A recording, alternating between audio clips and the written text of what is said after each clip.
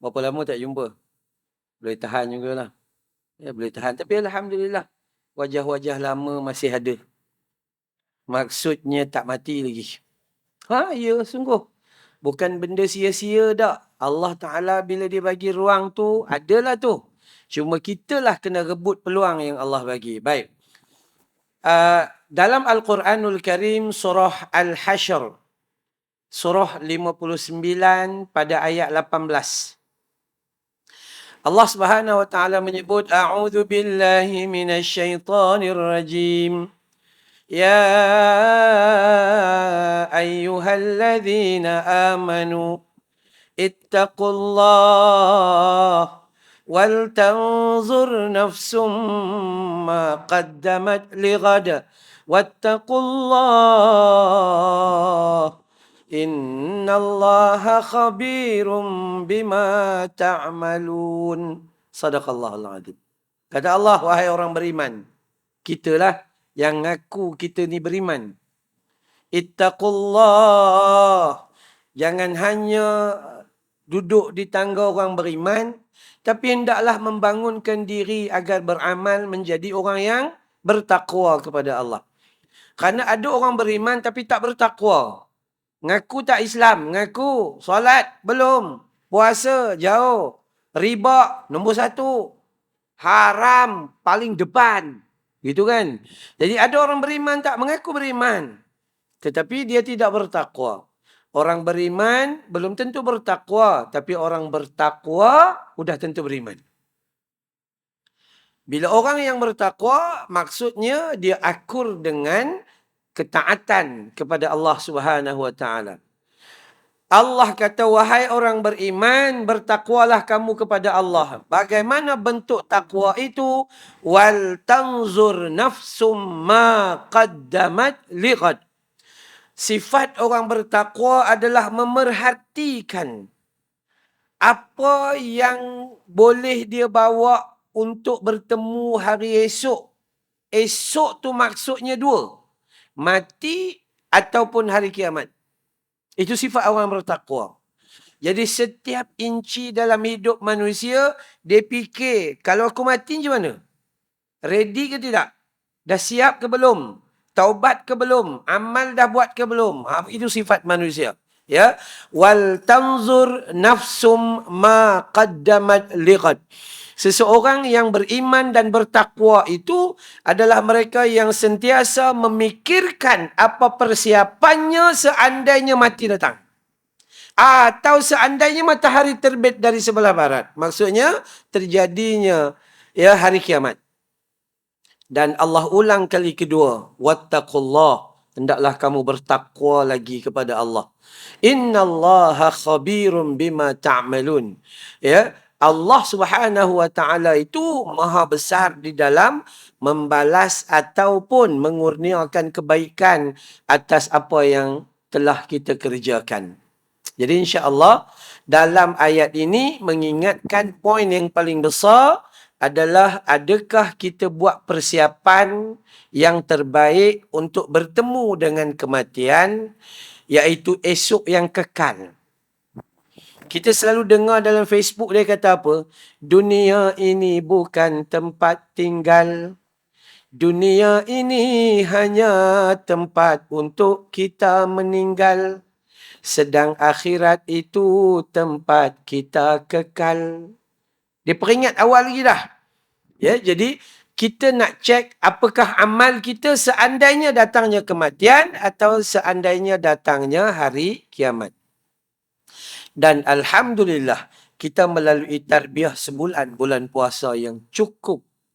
Orang yang tak pernah datang ke masjid, tiba-tiba masjid penuh. Habis saja Ramadan, ghuyub. Ya. Ghuyub, ghaibun. Hilang tak tahu ke mana. Tahun depan pula penuh pula. Tak tahu pergi ke mana sembunyi. Sifat berlaku pada setiap tahun. Jadi, bulan Ramadan tak pernah baca Quran. Tiba-tiba 10 hari khatam. Tak pernah sedekah. Biasa sepanjang tahun ni al-bakhilun wal kedukutun. Tu Tapi tiba-tiba Ramadan ni, Allah Rabbi, tak pernah-pernah solat sunat, melainkan solat fardu semata. Tiba-tiba dia ada kekuatan. Maka dengan tarbiyah Ramadan itu, dia berjaya dalam bulan Ramadan kalau dia rebut. Dan paling berjaya adalah orang yang membawa Ramadan hingga keluar Ramadan. Itu paling berjaya. Ramai orang dalam Ramadan puasa. Puasa. Tapi tak ramai orang puasa di luar Ramadan. Ini perkara pertama sekali. Jom kita istiqamah dalam amal dengan bawa amalan Ramadan keluar Ramadan. 30 hari kita puasa hari tu. Ramadan tahun ni 30 hari. Ingatkan dapat 29, tak jadi. Kan? 30 hari puasa. Tapi sayang, dia berhenti-berhenti tu, maka tak ada harapan dah. Rugi, rugi. Bagi orang, bukan berdosa tak? Bukan berdosa. Tapi rugi. Sebab masa dia ada. Jadi dia dapat dah tarbiyah 30 hari bulan Ramadan. Sepatutnya untuk bawa amal kita untuk bertemu Allah, maka paling kurang dia tambah lagi 6 hari dalam tempoh setahun. Paling teruklah tu. Riwayat Imam Tirmizi daripada Abu Ayyub Al-Ansari dalam hadis menyebut bahawa man sama Ramadana thumma atba'ahu sittan min Syawalin, dia tu faka'annama kasiyamu dahrin. Siapa-siapa yang puasa Ramadan dengan sempurna dan menyambung lagi 6 hari dalam bulan Syawal, maka dia diberi pahala seumpama berpuasa sepanjang tahun. Puasa 30 hari, tambah lagi 6 hari je. Jadi total dia 36 hari. Lepas tu tak puasa dah. Sampai Ramadan tahun depan baru puasa. Maka setiap hari yang dia lalui tanpa puasa itu, dia seperti mendapat pahala sedang berpuasa. Tapi manusia, saya selalu pergi mana-mana mengingatkan kita semua. Nyombongnya manusia tu dahsyat. Bongkak dan takabur manusia itu sangat teruk. Allah offer nak tak 36 hari puasa, aku bagi 360 hari punya amalan. Kita kata tak payah. Aku dah banyak sangat dah banyak. Pahala banyak benar.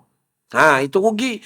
Maka saya sarankan untuk kita semua termasuk saya adalah bawa puasa Ramadan, keluar daripada Ramadan dengan terima tawaran Allah bab puasa sunat Syawal. Puasa sunat Syawal paling baik adalah hari kedua sampai hari ketujuh bagi pandangan sebahagian daripada mazhab Imam Asy-Syafi'i. Siapa hari raya kedua tu, dia boleh puasa sampai raya ketujuh. Itu paling baik bagi pandangan Imam Syafi'i. Bagi pandangan mazhab lain, tak jadi masalah selagi bulan Syawal. Imam Hanafi kata, Isnin Khamis saja cukup. Minggu pertama, minggu kedua, minggu ketiga, dah sempurna 6 hari, selesai. Itu digambarkan dalam pembahagian pandangan mazhab yang 4 daripada Hanafi, Maliki, Syafi'i wa Hambali. Ini pandangan jelas berdasarkan Al-Quran dan Sunnah. Kalau mengaji lebih sikit lagi, pandangan Imam Maliki. Maliki kata puasa 6 itu adalah hukumnya makruh. Kan? Tuan-tuan belajar 4 mazhab. Tuan-tuan tengok pandangan Imam Malik. Imam Maliki itu tok guru Imam Syafi'i. Dia kata puasa 6 makruh. Sebab hadis tentang puasa 6, hadis tu tak sampai mutawatir. Hadis tu ahad. Tapi sahih. Tapi tak sampai mutawatir. Jadi dia tak terima hadis tu. Selama Imam Maliki duduk di Madinah, dia kata orang Madinah yang paling dekat dengan didikan Nabi pun tak buat puasa 6. Jadi siapa buat makruh. Apa maksud makruh bagi pandangan kita orang Melayu? Buat tak ada apa-apa, tinggal dapat pahala. Akhirnya tak payah buat, dapat pahala. Kan? Jadi kita bagi tahu je hukum dia begitu. Tapi tak, 3 mazhab lain, Hanafi, Syafi'i dan Hambali mengatakan hadis tu adalah sahih dan hendaklah kita beramal dengannya. Malah ada sebahagian menyatakan bahawa barang siapa yang tiada kesempatan untuk melakukan di bulan Syawal, maka bolehlah dia melakukannya di luar bulan Syawal. Ada juga pandangan sedemikian. Maka sebab tu bila kita mengaji, belajar, dengar ceramah, baca kitab, kita akan jumpa pandangan yang lebih luas. Pandangan-pandangan ini adalah sangat baik daripada para ulama, cuma kita haruslah berpandukan kepada pandangan yang lebih dekat dengan sunnah Nabi sallallahu alaihi wasallam. Puasa Ramadan bawa pergi keluar. Habis dah puasa 6. Siapa dapat puasa 6? Cantik, alhamdulillah. Siapa lagi nak bagi kuat puasa dia? 3 hari dalam sebulan. 3 hari dalam sebulan. Kata Abu Hurairah radhiyallahu anhu. Abu Hurairah ni buta huruf. Selalu kita ulang supaya kita ingat. Abu Hurairah ni buta huruf. Hafal 30 juzuk Quran. Kita masuk universiti, PhD. Tak ngapal-ngapal sampai ketua. Abu Hurairah buta huruf meriwayatkan 5,374 hadis Nabi sallallahu alaihi wasallam. Kita ngaji degree, tak baca-baca hadis, bukan kata ngapal. Abu Hurairah mati umur 78 tahun dan dia kata Nabi telah memberi wasiat kepadaku. Bukan memberi pesanan, bukan. Kalau pesan, ramai-ramai pesan. Tapi wasiat panggil duduk berdepan dan bagi tahu. Itu kasih sayang. Abu Hurairah kata, Awsani bi khilali, telah mewasiatkan kepadaku kekasih aku, yakni Nabi sallallahu alaihi wasallam. 3 perkara. Dan aku tidak pernah meninggalkannya setelah wasiat itu aku terima sampai aku mati. Pertama sekali, puasa 3 hari dalam tempoh sebulan. Kedua, solat sunat duha. Dan ketiga, solat sunat witir sebelum tidur. 3 perkara. Pertama sekali, dia puasa 13, 14, 15. Puasa Yaumul Bid'ah pada hari-hari putih. Ustaz, kalau tak dapat 13, 14, 15, kau buat je lah berapa belas pun. Janji buat 3 hari. Habis nak buat macam mana? 10 hari yang pertama buat 1, 10 hari yang kedua buat 1, 10 hari yang ketiga, 30 hari. Dapat 3 hari, selesai. Tapi paling baik, 13, 14, 15. Siapa tak boleh buat puasa 3 hari, buat puasa Isnin dan Khamis. Dapat 4 minggu, 8 hari. Isnin, Khamis, Isnin, Khamis. Ada orang tanya, dia kata, Ustaz, saya buat puasa Isnin. Adakah wajib juga saya buat puasa Khamis? Nampak? Masalahnya ada penyampaian-penyampaian yang tak betul datang daripada ustaz dengan ustazah. Siapa buat Isnin, Khamis kena buat. Jadi kalau tak nak buat Khamis, jangan buat langsung. Gitu pula. Dia jadi pelik-pelik. Isnin dan Khamis puasa tu sunat. Jadi siapa nak buat Isnin, buat. Siapa nak buat Khamis, buat. Siapa nak buat puasa Isnin dan Khamis, silakan, tak ada masalah. Siapa tak boleh puasa 3 hari, tak boleh puasa Isnin Khamis. Puasa bila? Lagi rajin. Puasa umpama puasa Nabi Daud. Selang sehari puasa, selang sehari puasa. Muka kita tak ada harapan. Itu kan. Selang sehari, selang sehari, selang sehari. Kan ya? Maka, siapa kuat, buatlah. Tak ada masalah. Maka yang paling penting adalah puasa itu dibawa daripada Ramadan, keluar Ramadan, beramallah sepanjang tahun mengikut hadis yang sahih. Puasa jangan melampau lah. Jangan melampau sampai tak nak berbuka pula. Isteri puasa sunat sampai tak masak untuk laki. Tu lain. Abang, saya puasa ni. Pandai-pandailah pergi tengok restoran Said ke apa ke awak sendiri. Tak. Isteri nak puasa sunat lagi wajib dapatkan izin daripada suami. Ustaz, asyik minta dia tak kasih, asyik minta dia tak kasih. Apa hukumnya? Hukumnya tak payah puasa.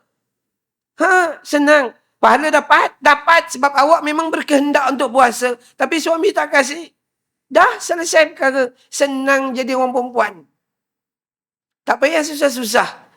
Dah Ustaz, saya nak buat juga. Itu jadi masalah kita. Itu yang jadi masalahnya. Maka bab tu bab puasa. Kita ada puasa macam-macam lagi dah. Puasa pada 9 Zulhijjah.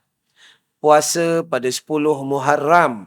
Puasa-puasa sunat ni, kalau boleh, bawalah kehidupan kita itu, yang tadi tu, ayat yang kata, Ya ayyuhalladzina amanu ittaqullah wal tanzur nafsum ma qaddamat lighad. Tengok apa yang kita bawa kalau kita bertemu pada hari kita mati. Kita nak bawa ibadah puasa. Ibadah yang kedua yang kita nak bawa daripada Ramadan apa? Yang wajib tak payah, yang wajib memang kita duk buat dah setiap hari. Yang sunat, yang tambahan, amalan Ramadan. Apa dia? Apa nama ni? Salat sunat. Salat sunat, Alhamdulillah, sepanjang Ramadan tak pernah tinggal tarawih. Ada yang buat 8, ada yang buat 20. Ada yang ikut mazhab Imam Maliki, 39. Oh, rajin. Sangat rajin. Maka kerajinan itu jangan tinggalkan dalam bulan Ramadan aja. Bawa keluar Ramadan dengan solat tarawih tak ada dah di luar Ramadan. Jangan bawa tarawih pula. Bukan. Tetapi solat sunat. Solat sunat yang perlu kita jaga. Ada 5 jenis. Nabi kata barang siapa yang beramal dengan 10 rakaat ataupun 12 rakaat solat sunat rawatib. Solat sunat yang mengiringi solat fardu. Maka mereka akan dibina sebuah rumah di dalam syurga Allah Subhanahu wa ta'ala. Allahu Akbar. Itu tawaran Allah tadi. Tawaran tadi dapat puasa setahun. Tawaran ni Allah bagi rumah dalam syurga. Solat yang pertama, solat sunat yang pertama yang jangan ditinggalkan seboleh mungkin. 2 rakaat solat sunat subuh. Lepas azan subuh tadi tu, 2 rakaat.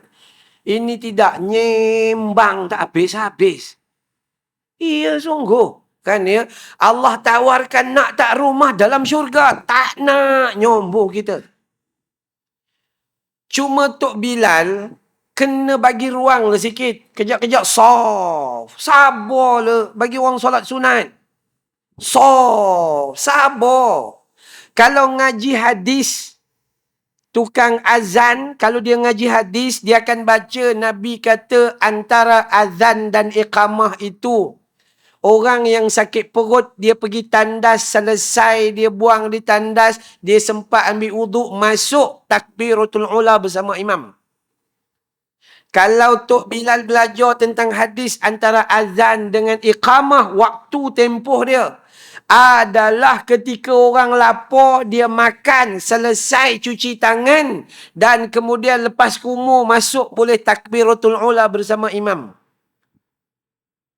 Kalau kita pergi Mekah, semua orang tahu. Pergi Madinah, antara azan dan iqamah, kadang-kadang 6-7 muka surat boleh habis baca Quran. Kita tak sempat. Kejap aja soft. Kejap aja soft. Sebab tukang azan tu pun tak faham tentang hadis. Dia nak meniaga pasar. Dia tu. Nak pergi pasar malam. Soft. Bukan. Jangan buat mengikut kita, tapi buat mengikut sunnah yang diajar oleh Nabi SAW. Maka, buat dulu 2 rakaat sebelum subuh. Malah solat sunat 2 rakaat sebelum subuh ini, kalau kita datang, tiba-tiba imam dah angkat takbir solat subuh dah. Tengah baca Fatihah, maka kita pun masuk solat subuh. Lepas bagi salam, kita berhak diberi kebenaran untuk qada solat sunat subuh.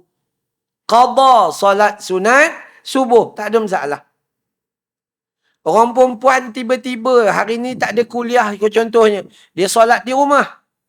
Kan ya, orang perempuan jangan tak ada kuliah pula awak tiba-tiba datang ke masjid solat Jumaat. Kak Timah, Kak Timah. Abang Man mana Abang Man? Abang Man kirim Kak Timah datang. Apa jenis laki perangai macam tu? Kan ya, tak. Orang perempuan kalau tak ada pengajian, solat je di rumah. Contoh, solat di rumah, terbangun lambat. 6.45. Baru terjaga, pocot. Kan? Akhirnya buat macam mana? ambil wuduk, solat sunat subuh dulu. Solat sunat subuh dulu.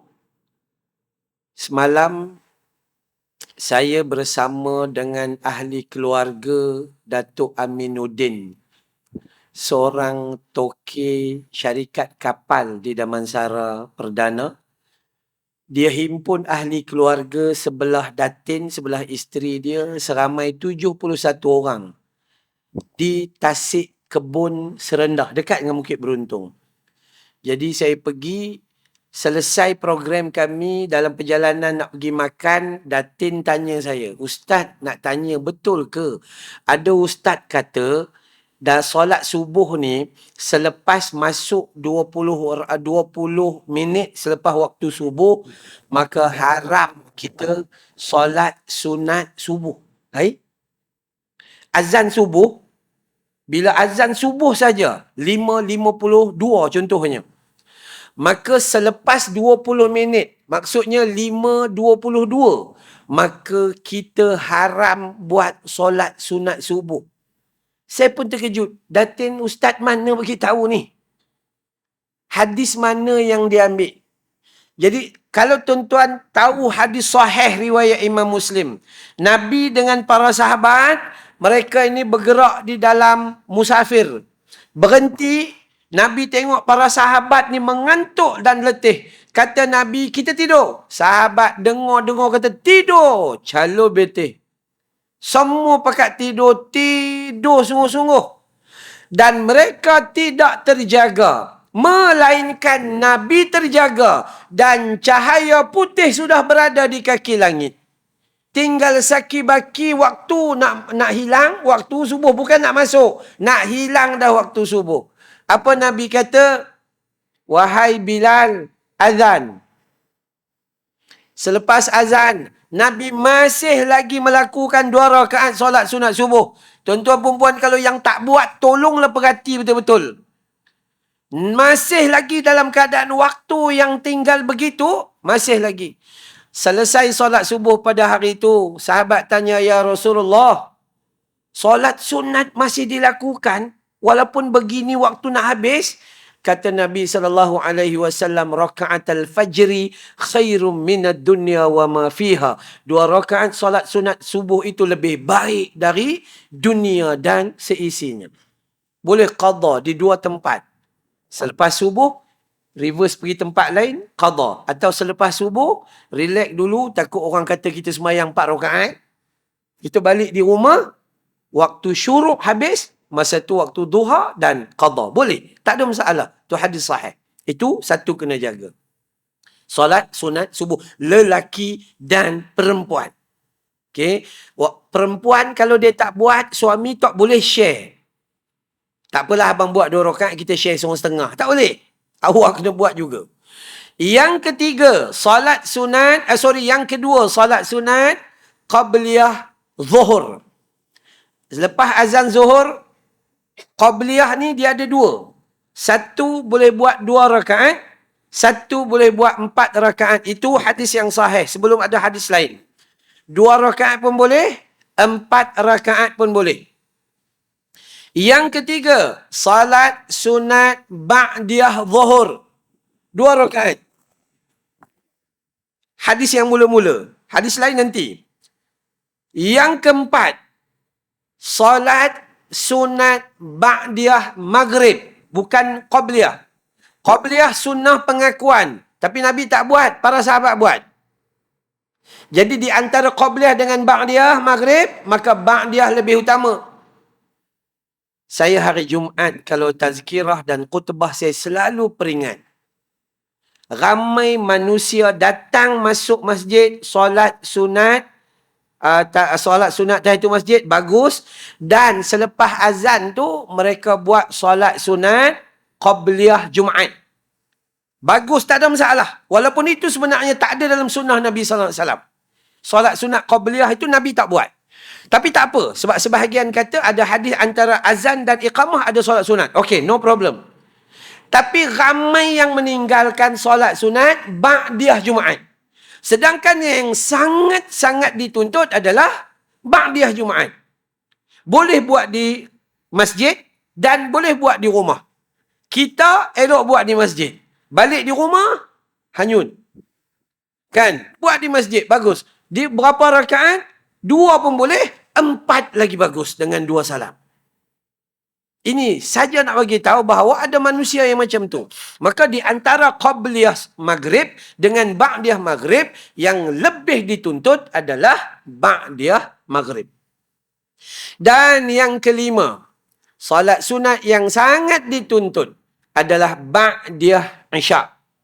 Qabliyah isyak tidak dituntut. Para sahabat buat. Tapi kalau kita buat bagus tak? Baguslah. So 5 ni yang pertama. Ya, selepas kita jaga puasa sunat, amalan kedua adalah solat sunat.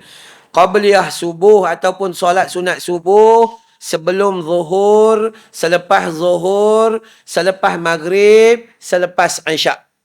Jaga yang 5 ni, hadis daripada Imam Tirmizi menyatakan jelas Allah bina sebuah rumah dalam syurga Allah Ta'ala bagi kita. Apa maksud Allah bina? Maksudnya awak itu ahli syurga. Dah ada rumah siap-siap dah.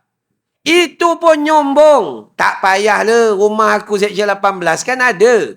3 biji. 1 duduk, 2 buat homestay. Nyombong betul kita dengan Tuhan. Nah, tu. Itu 5 yang asas. Tambah lagi, ada tak amalan? Kalau nak tambah amalan sunat lagi, ada 3 jenis lagi. Ya, 3 lagi. Iaitu dipanggil sebagai solat sunat ghairu muakkad. Tidak diperkuatkan dengan dalil, tak ada tuntutan besar sangat. Apa dia? 4 rakaat sebelum asar. Lepas solat asar. Ni pun masalah juga. Tukang azan. Kau tak sempat-sempat nak saf. Tak sempat-sempat nak qamat. Sebab apa? Sebab tukang azan dia tak baca hadis. Nabi kata barang siapa yang, ni hadis sahih ni. Riwayat Imam Abu Daud, barang siapa yang melakukan solat sunat sebelum asar itu 4 rakaat dengan 2 salam, maka Allah akan mengurniakan rahimahullahu ta'ala. Kasih sayang Allah bagi pada dia. 4 rakaat. Bukan 2. 2 itu hadis umum. Tapi bila hadis umum bertembung dengan hadis khusus, maka hadis khusus adalah digunakan. Begitu. 4 rakaat salat sunat sebelum asar. Bagi salam 2 kali lah. Itu satu. Yang satu lagi, salat sunat sebelum maghrib. Buat bagus. Tak buat tak ada masalah. Tapi bagus kalau buat. Siapa nak tambah daripada 5 tadi tu. Seterusnya yang ke-8. Tadi 5. Yang ke-6, solat sunat sebelum asar. 4 rakaat. Solat sunat sebelum maghrib yang ke-8. Dan solat sunat sebelum isyak. So ada 8 lah. 5 yang utama, 3 tambahan. Ustaz, ada lagi ke tidak? Ada lah kalau nak. Kalau tanya saya lah. Jangan buat yang 3 tu dulu. Jaga yang 5 ni. Kita pun baru nak start aja. Kau jangan buat banyak-banyak. Buat banyak, start, berhenti 3 tahun tak buat. Itu perangai tak elok gitu. Maka kalau tanya saya, tolong usaha jaga solat sunat subuh, solat sunat sebelum zuhur, selepas maghrib, selepas isyak. Jaminan clear. Clear. Okay. Jaga yang ni dah kemas, rapi, dah jadi biasa. Bukan luar biasa. Dah jadi biasa. Maka tambah baik dengan qabliyah asar 4 rakaat. Tambah baik dengan salat sunat sebelum maghrib 2 rakaat. Tambah baik dengan salat sunat sebelum isyak 2 rakaat. Sudah? Ustaz, ada lagi ke tidak? Ada. Apa dia? Salat sunat duha. Yang Abu Hurairah tak pernah tinggal tu. Tapi solat sunat duha pada asasnya Nabi tak buat tiap-tiap hari. Tak ada satu riwayat pun daripada Aisyah yang bagi tahu Nabi buat tiap-tiap hari. Tak ada. Nabi singgah rumah Ummu Hani. Maka solat duha. Jadi siapa nak buat tiap-tiap hari boleh tak? Boleh sebab Nabi pesan kepada Abu Hurairah. Maka okey lah tu. Solat sunat duha berapa rakaat? Hadis sahihnya 2, 4, 6, 6 dan 8. 12 rakaat, hadisnya dhaif. Siapa nak buat, maka maksimum 8. Paling banyak 8. Muka kita 2 cukup. 2 cukup. Susah-susah tak perlu. Kita tak mau buat 8, tapi macam Charlie Chaplin. Allahu Akbar waladdallin. Ingat video yang sembahyang tarawih daripada Jawa tu kan ya? Allah. Dak, buat 2 rakaat tenang. Adakah solat duha itu perlu dibaca wasyamsi wadduhaha wal qamari idza talaha wan nahari idza jallaha? Sampai ketua tak hafal, akhir tak solat, tak solat duha. Dak, tak ada hadis pun suruh baca yang tu.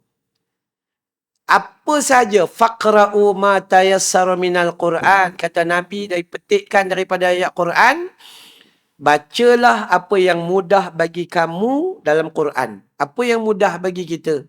Wal asri inna a'tayna qul huwallahu ahad. Udah, selesai.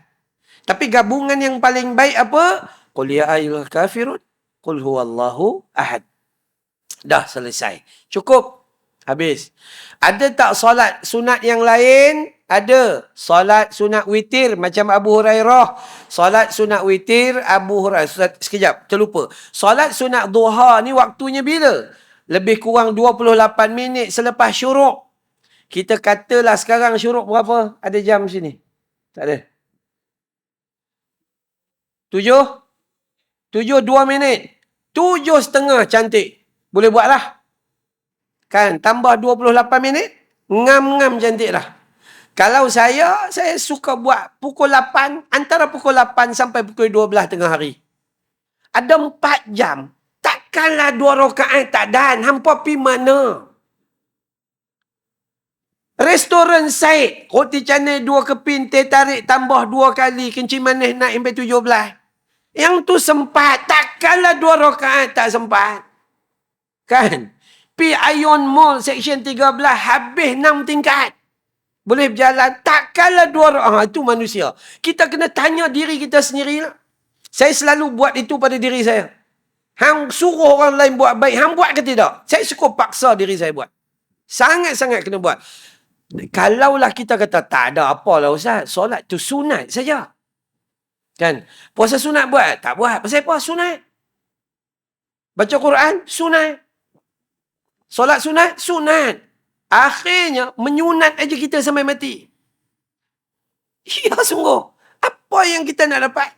Maka kita harus usaha untuk melakukan apa yang diajar oleh Nabi SAW. Maka boleh buat 2, 4, 6 tu, bila-bila masa tak ada masalah, sampai pukul 12 tengah hari. Dah, selesai. Masuk bab seterusnya, solat sunat witir. Solat sunat witir, 1, 3, 5, 7, 9, 11, 13. Jangan tengok hak 13, tengok yang 1 cukup. Ada orang kata, Ustaz, makruh buat 1. Hang ambil hukum tentang mana? Nabi kata, ni cerita para sahabat. Kami solat bersama Nabi. Solat apa? Solat malam. Tahajud. Dan last kali kami bagi tahu, ya Rasulullah, nak masuk subuh ini. Jom, 1 rakaat witir. Dah, selesai. Kami solat tahajud bersama Nabi. Ni tempat lain pula. Ya Rasulullah, nak masuk subuh, tinggal sikit waktu. Jom, witir 1 rakaat. Dah, pandai-pandai pula kita kata makruh. Jadi, kalau tanya saya lah, di sekolah tahfiz saya bagi tahu dengan anak-anak, solat tahajud 2 rakaat. Tapi buat setiap malam. Pukul 5 mereka bangkit. Pukul 5 ada masa 52 minit. Gosok gigi apa lebih kurang itu. Kemudian solat bersama dengan imam. Solat jemaah. Tahajud 2 rakaat. Witir 1 rakaat. Tapi mereka buat bila? Antara 2 pilihan. Solat witir, kadang-kadang dia buat sebelum tidur. Kadang-kadang dia buat selepas solat tahajud esok pagi. Dua-dua itu dibenarkan. Ada hadis yang sahih. Tak ada masalah. Kita ni, contoh hari ni kita main solat kuliah maghrib. Kuliah maghrib, bumbang, main solat isyak. Solat isyak apa sebagainya, lepas malam tu ada jamuan pula. Makan. Makan. Lepas makan, tanya AJK, ada lebih tak nak bungkui? Tu kan. Jangan bungkui dulu. Ini perangai ni. Ada orang kampung, perangai tak senonoh. AJK keluarkan duit masjid buat makan hanya untuk orang yang hadir ke masjid untuk makan. Bukan bungkus untuk anak cucu kita. Tu harta bukan harta kita. Itu harta awam. Tak boleh, bukan hak kita. Melainkan AJK kata ni banyak baki ni. Bungkus-bungkus, masa tu baru boleh. Orang perempuan ni pemain masjid ada beg. Dalam beg tu ada plastik yang getah. Dia kata, Ustaz, tak ada. Dah sungguh, hati-hati. Saya terima sepanjang Ramadan ni. Banyak kes jadi. Ada sepi satu surau kota di area Kemuning ke mana lebih kurang macam tu. Dia kata, Ustaz pesanlah sikit, Ustaz. Meja panjang kat depan, majlis berbuka puasa. Tiap-tiap hari ada meja panjang tu. Orang main letak kuih, main letak segala macam tu. Tapi meja tu khas untuk orang yang berbuka di masjid. Dia start motor mai corner baring mai depan meja tu. Dia kutip, boh dalam bakul motor. Dia bawa balik, zoom, pergi buka di rumah dia. Haram hukum dia. Tapi nak buat macam mana? Kita jenis buta hati. Kan duk nampak macam tak ada, bukan. Tu kita kena faham yang itu. Tapi kalau ada lebihan tu tak ada masalah lah. Macam mana masuk bab bungkus pula ni?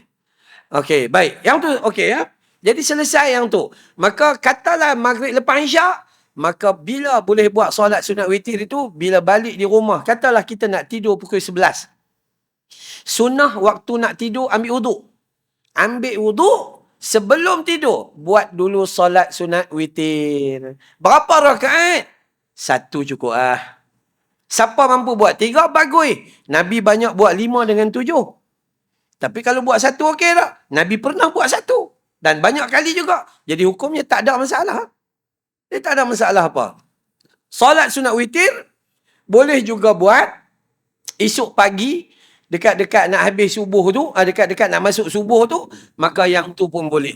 Dan di sinilah tawaran besar juga.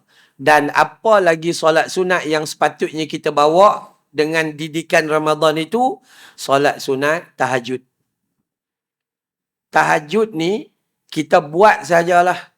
Kalau ikut Nabi, riwayat Al-Bukhari daripada Aisyah radhiyallahu anha.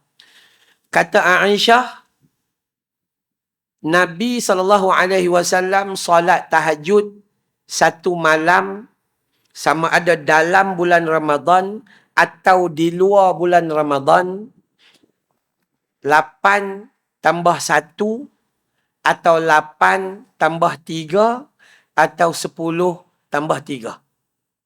9 rakaat atau 11 rakaat atau 13 rakaat maksimum.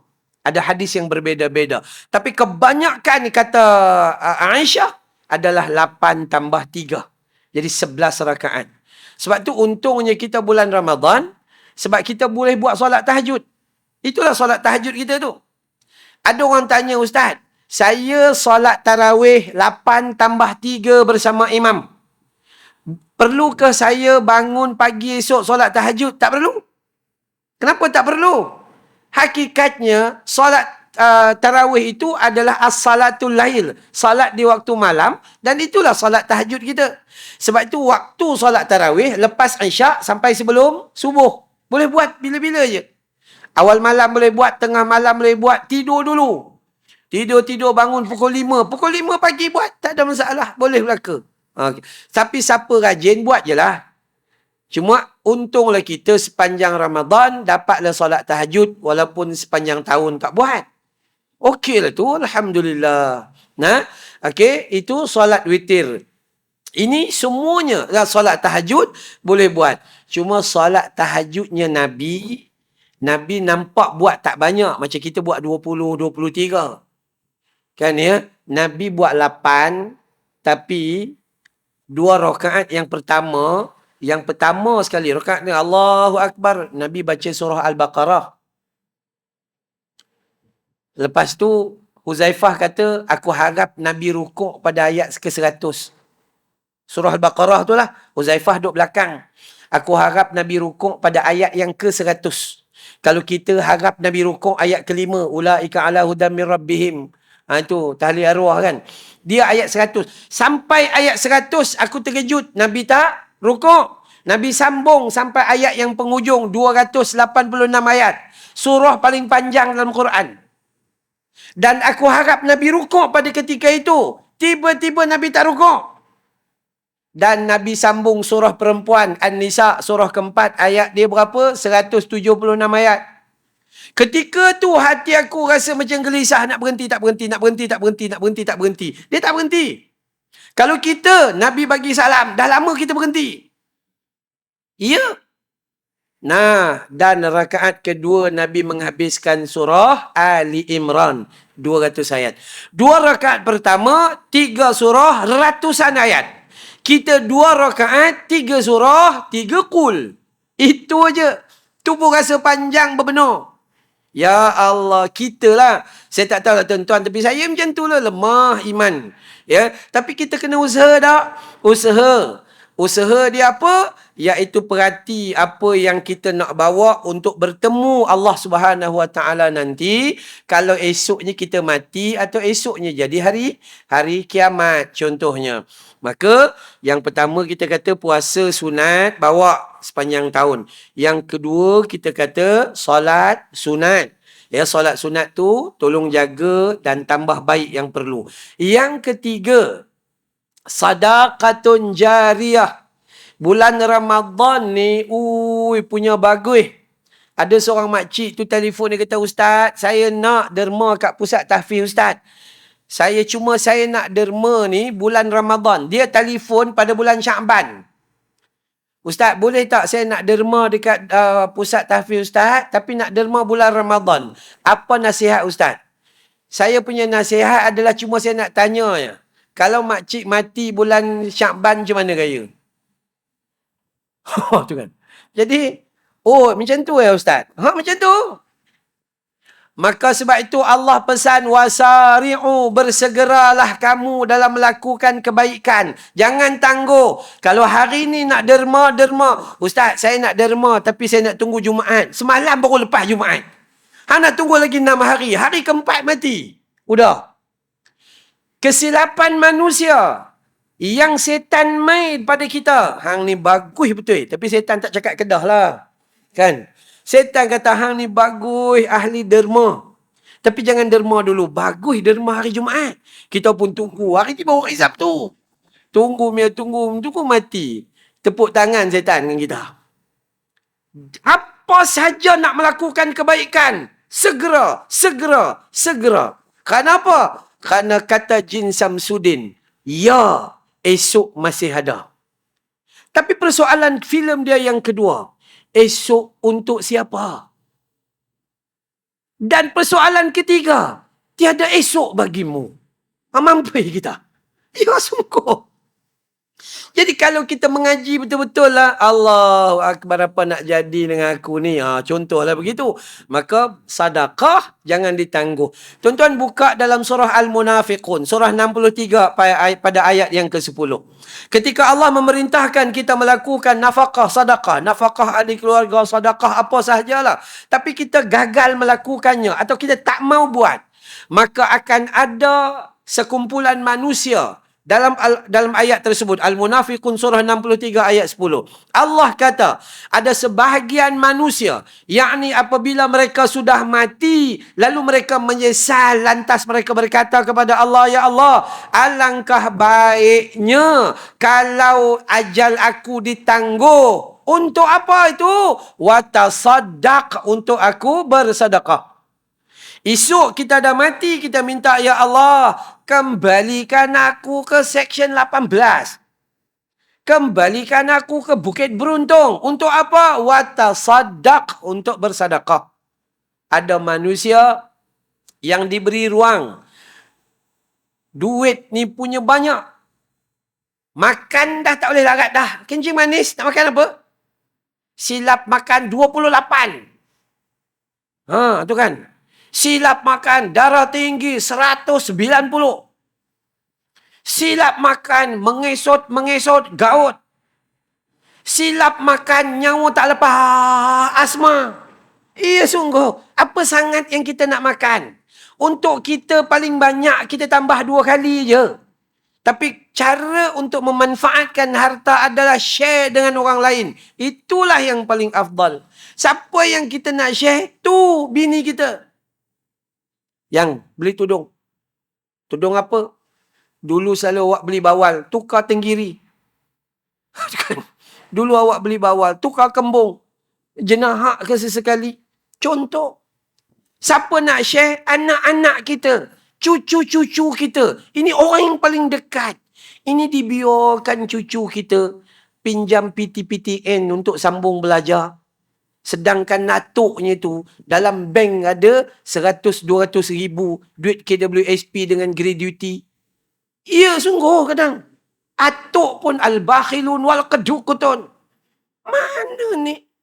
Harta yang Allah bagi share sepatutnya. Cucu kita nak menikah. Umur 26 tahun. Baru habis degree. Mana ada duit? Kon kahwin aja. Atuk ada duit insyaAllah. Nikah aja. Jom kita pergi Minang. Tak. Ini tak. Atuk dulu masa nak menikah dengan nenek kamu. Cari sendiri duit. Nyombong kita. Nyombong. Sedangkan Allah bagi pada kita reta tu asbab ada anak cucu lah yang kita dapat banyak macam tu. Kalau tak ada asbab anak cucu, memang kita tak layak terima banyak sebab makan pun tak lalu. Memang tak layak dah. Itu ujian yang Allah SWT bagi pada kita. Saya selalu pesan anak cucu baru lepas belajar nak beli motosikal. Jangan suruh dia beli di kedai Cina tu. Di situ riba. Riba dalam Quran kata seperti berperang dengan Allah dan Rasul. Atuk duit simpanan dalam bank ada 70-80 ribu. Berangan nak pergi umrah kali ke-12. Tapi dengan anak cucu, belilah motosikal. Wai suku baru 15 ribu. Cuma pesan dengan cucu bawa jangan sampai 3 suku. Itu aja. Tapi kita tak nampak peluang kebaikan tu. Saya Alhamdulillah anak saya 3 orang dah kahwin. 3 orang. 3-3 saya kata tak apa. Papa yang uruskan. Tapi tak jatuh miskin lah. Papa dulu. Kan ya? Tak apa. InsyaAllah. Kenapa? Sebab kita tahu bahawa harta yang dimanfaatkan. Maka itu pahala di sisi Allah. Harta yang disimpan. Dan dikira jumlahnya. Dan mati padan muka. Apa pun tak dapat. Jadi, sedekah jangan tinggal. Jangan kedekut. Orang kikir, orang bakhil ini dalam Quran banyak sangat kerugian mereka. Jadi, kalau tak ada tempat nak sedekah, pusat tahfiz Ustaz Amran ada. Okay. Ada tabung tak? Ada tabung tu. Ya. Siapa yang minat, saya tak ramailah pelajar saya. 22 orang pelajar lelaki, 20 orang pelajar perempuan. Sebab tempat kami tak besar. Ni abang kameraman ni datang tempat kami. Banyak bantu. Mana saya pergi boleh ikut. Esok Kuala Kangsar. Jom kalau nak pergi. Okay. Pagi esok saya program Tanyalah Ustaz. Pagi esok. Siapa ada masa menonton, tengoklah TV. Esok dalam bab perempuan. Perempuan lagi. Dalam dia tajuk. Tajuk dia adalah nusyuz dalam diam. Derhakanya seorang perempuan terhadap suami yang dia tak perasan dia buat derhaka. Jadi orang perempuan kena tengok dan orang lelaki pun kena tengok untuk bagi nasihat. Kemudian esok program dah habis. Maghrib saya ada di Kuala Kangsar. Masjid As-Sa'udah, Kampung Jamuan, Kuala Kangsar. Jamu betul kampung jamuan tu. Okey. Jadi manusia ni Allah bagi. Jadi kita rebut peluang buat macam mana? Sedekah. Belanja untuk pengetahuan tuan-tuan. Dululah 3-4 tahun lepas belanja kami lebih kurang 30 ke 40 ribu. Sekarang belanja kami lebih kurang 50 hingga 60 ribu. Barang mentah untuk kami masak sangat mahal. Harga belian barang, kami perlukan beras yang simpan dalam stor, bawang gitu, dan anak-anak hanya makan ayam. Bubuh ikan, dia kata tak ada lauk. Hanya makan ayam. Dan kami potong ayam, seko potong 10. Jadi ayam tu besar-besar untuk anak-anak. Dan anak-anak pun makin membesar macam ayam. Untungnya, apabila kita yang orang dewasa ni yang tak mengapal, tapi sedekah kepada orang, anak-anak yang sedang mengapal, pahala kita panjang. Alhamdulillah. Kita duduk di rumah, buat apa duduk di rumah, balik surau, Said lah, restoran. Kan nyembang. Tapi duit kita tu sampai dekat pusat tahfiz, anak-anak duduk mengaji. Maka duduknya kita saja tu dapat pahala. Itu ya. Jadi penuhkanlah tabung tu insya-Allah. Moga-moga Allah kurniakan kebaikan. Sadaqatun jariyah. Jadi kesimpulan kita yang pertama, jangan lupa untuk perbanyakkan puasa sunat. Ya, insya-Allah carilah ruang kempen dengan keluarga. Buat berkeluarga lebih baik. Ayah-ayah ni hari Ahad besok malam peringat. Ahli keluarga aku hari Isnin kita puasa sunat. Contoh, nanti mak masak sedap sikit untuk buka. Contohnya begitulah. Okey, yang kedua, tambah amalan solat sunat. Dan yang ketiga, amalan yang paling mudah dilakukan, tak payah solat pun, sedekah. Kan? Sedekah ni paling mudah amalan. Jadi kalau kita dapat bawa 3 perkara ni, sebenarnya banyaklah perkara. Tapi kita ngaji hak ni dululah.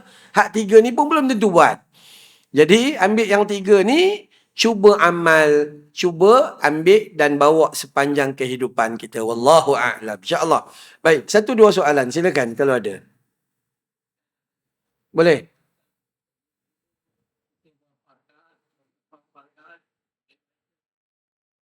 Baik, cantik. Ini orang mengaji, bagus. Patut jadi muazzin. Tu kan. Baik. Sebelum zuhur 4 rakaat, lepas zuhur 4 rakaat. Hadis yang berbeza dengan hadis yang kita bincang. Ya, betul. Nabi sebut barang siapa yang melakukan 4 rakaat sebelum zuhur, 4 rakaat selepas zuhur, Allah haramkan tubuh badannya daripada dibakar di api neraka. Hadis sahih. Maka boleh. Mazhab Imam Hanafi melakukan sedemikian. Cuma kita bagi tahu yang tadi itu, kalau dapat 2-2 pun Alhamdulillah. Dapat 4-4, begini. Lagi baiklah. Maka boleh dilakukan, hadisnya sahih. Wallahu a'lam. Baik, lagi? Sila puan. Kuat sikit.